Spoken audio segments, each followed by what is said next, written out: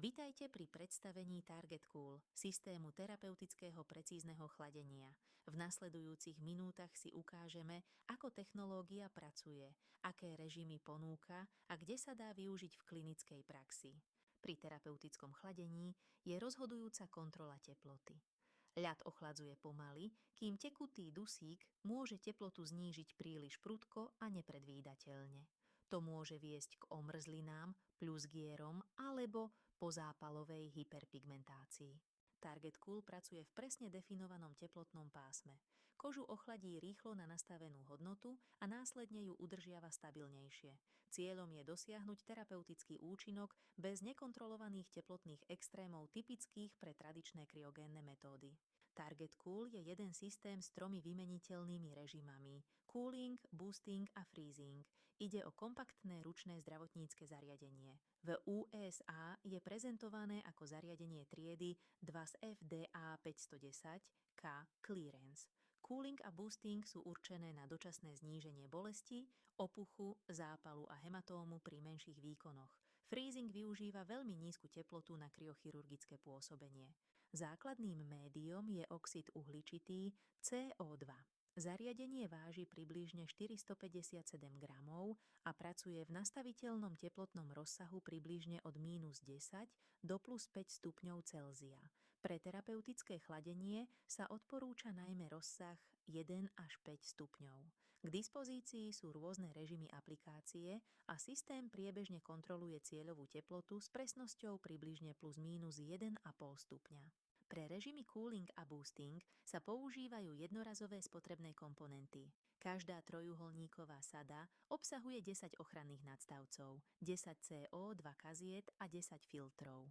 Jednotlivé komponenty sú pripravené tak, aby bola výmena medzi ošetreniami rýchla a jednoduchá. Pri bežnom použití CO2 nebolo jeho správanie pred kontaktom s kožou presne kontrolované.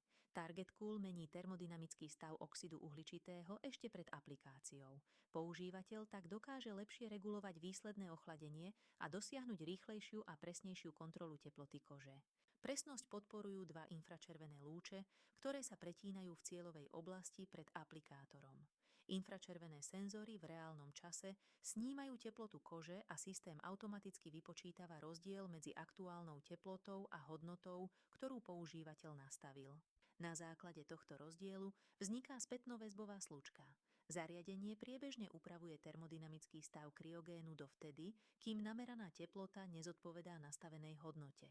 Výsledkom je rýchle, presné a opakovateľné dosiahnutie požadovanej teploty priamo v ošetrovanej oblasti. Target Cool možno využiť ako formu lokálnej chladovej analgézie. Kryoterapia môže znižovať rýchlosť vedenia nervových impulzov vo vláknach prenášajúcich bolesť a ovplyvniť senzorické aj motorické nervové vedenie v mieste aplikácie.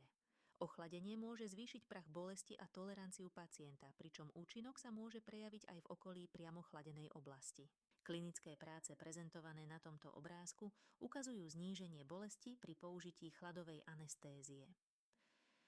Pri intralezionálnej steroidnej injekcii bola priemerná hodnota bolesti na VAS približne 3,7 s chladením oproti 5,9 bez chladenia. V ďalšej práci 75% pacientov uprednostnilo kryoterapiu pred topickým anestetickým krémom. Kontrolované chladenie môže byť užitočné aj pri opuchu a tvorbe modrín. Naľavo vidíme porovnanie po aplikácii výplne pier s kyselinou hyalurónovou a napravo stav po aplikácii neurotoxínu. Chlad spôsobuje vazokonštrikciu, teda stiahnutie ciev, a môže tak obmedziť lokálny opuch, zápalovú reakciu a vznik hematómu. Boosting je druhý režim systému Target Cool. Používa špeciálne kontajnery, do ktorých sa vloží zvolený tekutý roztok. Podľa typu a vlastností roztoku si používateľ vyberie jeden zo 4 typov kontajnerov. Kontajner sa vloží do boosting modulu a zariadenie následne využije kontrolovaný prúd CO2 na aplikáciu pripraveného roztoku. Režim freezing využíva extrémne nízku teplotu CO2, približne -79 stupňov Celzia, na kryochirurgické pôsobenie. V prezentácii je uvádzaný pri odstránení vybraných povrchových kožných lézií, napríklad bradavíc, seboroických keratóz a aktinických keratóz. Na rozdiel od cooling režimu tu nejde o udržanie miernej cieľovej teploty, ale o zámerné zmrazenie cieľového tkaniva. Pozrime sa teraz na mechanizmus boostingu. Tekutý roztok sa okamžite kryogénne zmrazí na drobné kryštalizované mikročastice. Tie sú následne vysokou rýchlosťou urýchlené smerom ku koži. Práve kombinácia veľmi malej veľkosti častíc a ich rýchlosti umožňuje ďalší krok aplikácie. Kryštalizované mikročastice prechádzajú cez stratum corneum a podľa prezentovaného mechanizmu sa akumulujú pod dermoepidermálnou junkciou približne v hĺbke 0,3 mm. Nejde teda o klasickú injekčnú aplikáciu. Roztok je dopravený cez povrchovú bariéru kože vo forme veľmi malých kryštalizovaných častíc. Po uložení v oblasti pod dermoepidermálnou junkciou sa roztok postupne rozmrazuje a môže ďalej difundovať do hĺbších vrstiev dermis a okolitého tkaniva. Boosting teda kombinuje dopravenie kryštalizovaných mikročastíc cez stratum corneum s následnou difúziou roztoku v kožnom tkanive. Na týchto fluorescenčných snímkach z in vivo modelu kože môžeme porovnať distribúciu roztoku pri rôznych spôsoboch aplikácie.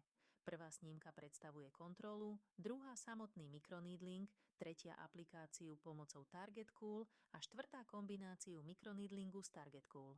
Farebný fluorescenčný signál ukazuje prítomnosť aplikovaného roztoku v tkanive. Takéto zobrazenie umožňuje porovnať, ako sa množstvo a distribúcia roztoku menia podľa použitej metódy a pri kombinovanom prístupe. Ďalšie testovanie bolo vykonané na kožnom tkanive ľudského pôvodu ex vivo.